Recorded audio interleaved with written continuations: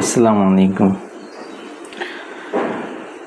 অনেকেই আছেন যারা জানতে চান যে লেখালেখির মাধ্যমে দাওয়াতি কাজ কিভাবে করা যায় বা দাওয়াতি কাজ করা যায় কি না। আসলে লেখালেখির মাধ্যমে দাওয়াতি কাজ করা এটা তো সত্য এবং অবশ্যই করতে হবে। মানুষকে সত্য এবং ন্যায়ের পথে আহ্বান করাই তো দাওয়াতের মূল উদ্দেশ্য। নবী রাসূলগণের দায়িত্ব ছিল মানুষের কাছে আল্লাহর বাণী পৌঁছে দেওয়া, তাদেরকে অন্ধকার থেকে আলোর পথে নিয়ে আসা। এই দাওয়াতি কাজ কখনো মুখের ভাষায় হয়েছে, কখনো ব্যক্তিগত আচরণে হয়েছে, কখনো সামাজিক কর্মকাণ্ডের মাধ্যমে পরিচালিত হয়েছে। তবে ইতিহাস সাক্ষ্য দেয় যে দাওয়াতের সবচেয়ে দীর্ঘস্থায়ী এবং সুদূর প্রসারী মাধ্যমগুলোর একটি হচ্ছে লেখালেখি। এই মাধ্যমেই দাওয়াতের সবচেয়ে সুদূর প্রসারী বিস্তার ঘটেছে। কথার প্রভাব তাৎক্ষণিক হলেও লেখার সময় এবং স্থান অতিক্রম করে যুগের পর যুগ মানুষের কাছে পৌঁছতে পারে। এই জন্যই বলা হয় যে একটি ভালো লেখা কখনো কখনো একজন বক্তার হাজার বক্তৃতার চেয়ে বেশি স্থায়ী প্রভাব সৃষ্টি করতে পারে এবং বেশি ফলপ্রসূ। ইসলামের ইতিহাসে আমরা দেখি যে কলম এবং কিতাব দাওয়াতের এক অনন্য মাধ্যম হিসেবে ব্যবহৃত হয়েছে। আল্লাহ তাআলা কোরআনে কলমের শপথ করে বলেছেন, নুন, কলমের শপথ, এবং তারা যা লেখে তার শপথ। তো এই আয়াতের মধ্যেই জ্ঞানের বাহক হিসেবে লেখার মর্যাদা স্পষ্ট হয়ে ওঠে। ইসলামের প্রথম ওহির মধ্যেও শিক্ষার বিষয়টি গুরুত্ব পেয়েছে। ওই যে ইকরা, মানে পড়ো আপনার পড়ো তোমার প্রতিপালকের নামে যিনি সৃষ্টি করেছেন। তো পড়া এবং লেখা পরস্পর সম্পর্কিত বিষয়। জ্ঞান অর্জন, সংরক্ষণ এবং প্রচারের জন্য লেখালেখি এটা অপরিহার্য। লেখালেখি খুবই তাৎপর্যপূর্ণ, খুবই গুরুত্বপূর্ণ। দাওয়াতি কাজের ক্ষেত্রে লেখালেখির প্রথম ভূমিকা হচ্ছে যে চিন্তা এবং জ্ঞানকে স্থায়ী রূপ দেওয়া। আসলে লেখার মাধ্যমে একটা চিন্তা এবং জ্ঞান যেভাবে স্থায়ী রূপ পায়, অন্য কোনো মাধ্যমে কিন্তু পায় না।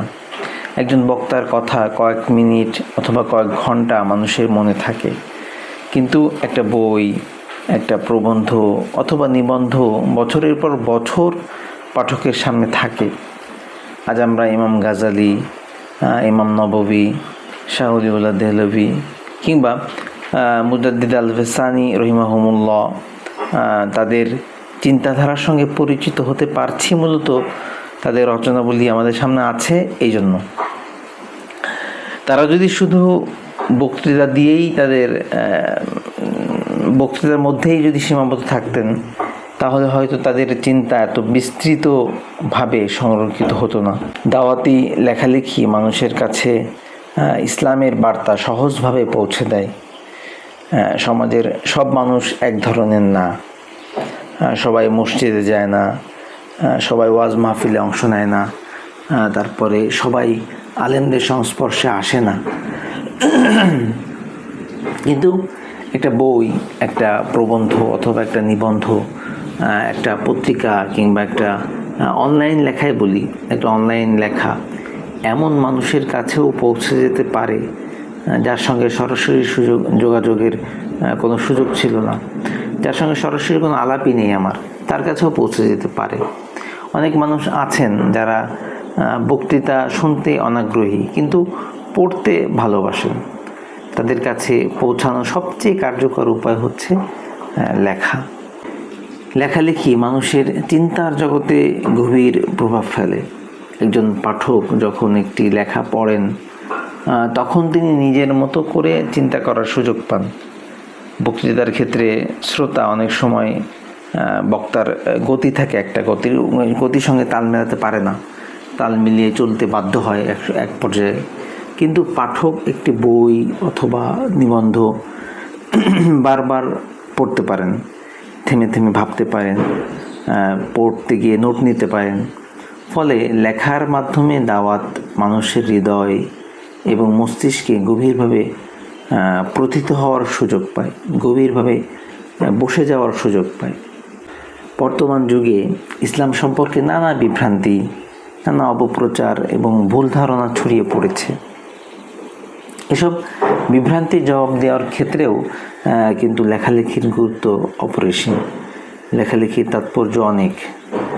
যুক্তি, তথ্য এবং গবেষণার ভিত্তিতে লেখা প্রবন্ধ, বই বলি বা অথবা নিবন্ধ বলি মানুষের মনে জন্ম নেওয়া প্রশ্নের উত্তর দিতে পারে। ইতিহাসের বিভিন্ন সময়ে ইসলাম বিরোধী চিন্তাধারা মোকাবেলায় আলেম এবং চিন্তাবিদরা কলমকে কিন্তু অস্ত্র হিসেবে ব্যবহার করেছেন। তাদের রচনাগুলো শুধু সমকালীন সমস্যার সমাধানই দেয়নি, বরং পরবর্তী প্রজন্মের জন্য পথ নির্দেশনা হয়ে উঠেছে।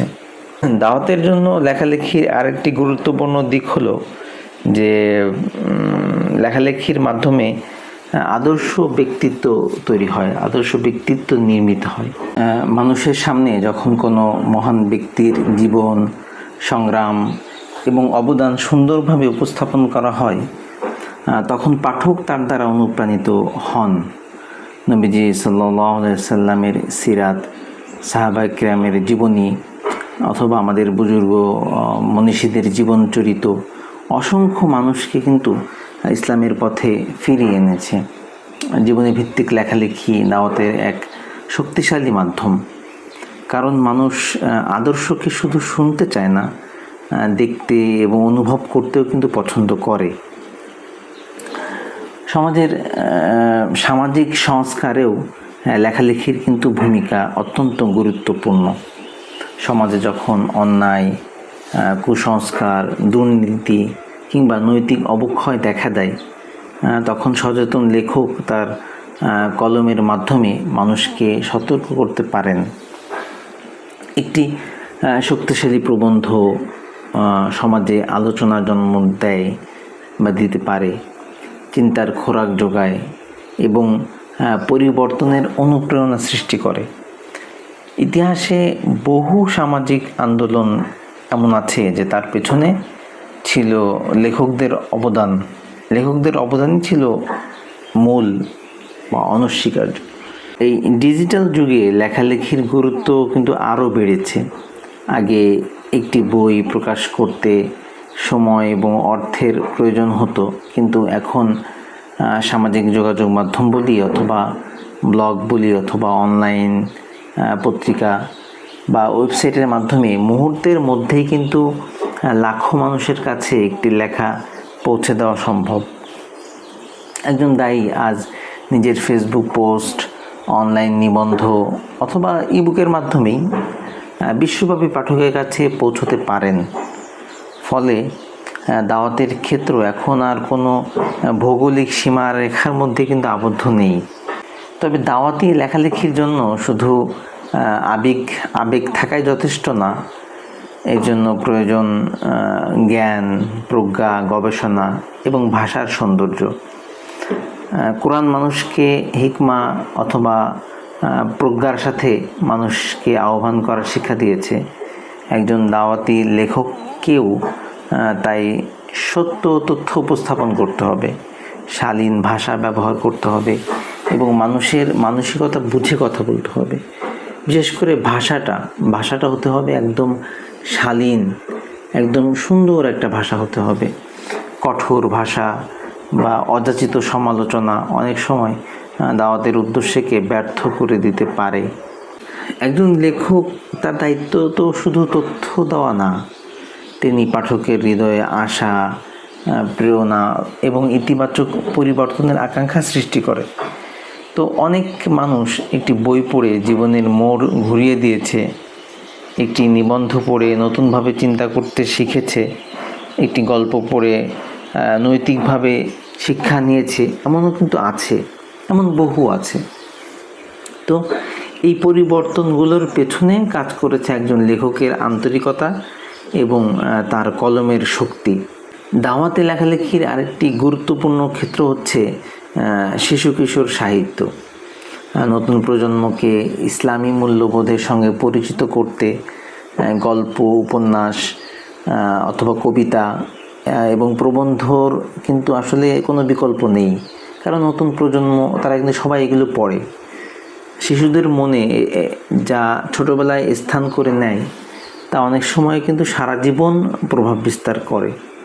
তাই শিশু কিশোরদের জন্য মানসম্মত সাহিত্য রচনা করা এটাও কিন্তু দাওয়াতি কাজের একটা গুরুত্বপূর্ণ অংশ। আসলে মনে রাখতে হবে আমাদেরকে, বা আমাদের মনে রাখা জরুরি যে দাওয়াত তো কেবল শুধু মেম্বার থেকেই অথবা মাহফিল থেকেই বা শ্রেণীকক্ষের মধ্যেই সীমাবদ্ধ না। একটা বই, একটা পত্রিকার কলাম, একটা গল্প কিংবা একটা ছোট্ট প্রবন্ধ দাওয়াতের মাধ্যম হতে পারে। একজন বক্তা হয়তো একসময় পৃথিবী থেকে বিদায় নেবেন, কিন্তু তার লেখা বহু বছর ধরে মানুষকে পথ দেখাতে পারে। তাই কলমের শক্তিকে কখনো ছোট করে দেখার সুযোগ নেই। আসলে লেখালেখি দাওয়াতের এমন একটা মাধ্যম যা সময়, স্থান এবং প্রজন্মের সীমা অতিক্রম করে মানুষের হৃদয়ে পৌঁছে যায়। এটা জ্ঞান সংরক্ষণ করে, সত্য প্রচার করে, বিভ্রান্তির জবাব দেয়, আদর্শ ব্যক্তিত্ব তুলে ধরে। মোট কথা, সমাজ সংস্কারের একটা পথ তৈরি করে। একজন দায়ীর হাতে কলম তাই শুধু একটি লেখারই উপকরণ না, এটা সত্যের আহ্বান বা পরিবর্তনের হাতিয়ার এবং মানবতার কল্যাণে নিবেদিত একটি শক্তিশালী মাধ্যম। যে কলম আল্লাহর সন্তুষ্টির উদ্দেশ্যে পরিচালিত হয় তার কালি কখনো বৃথা যায় না, বরং তা যুগের পর যুগ মানুষকে আলোর পথে চলার প্রেরণা যোগায়, শক্তি যোগায়।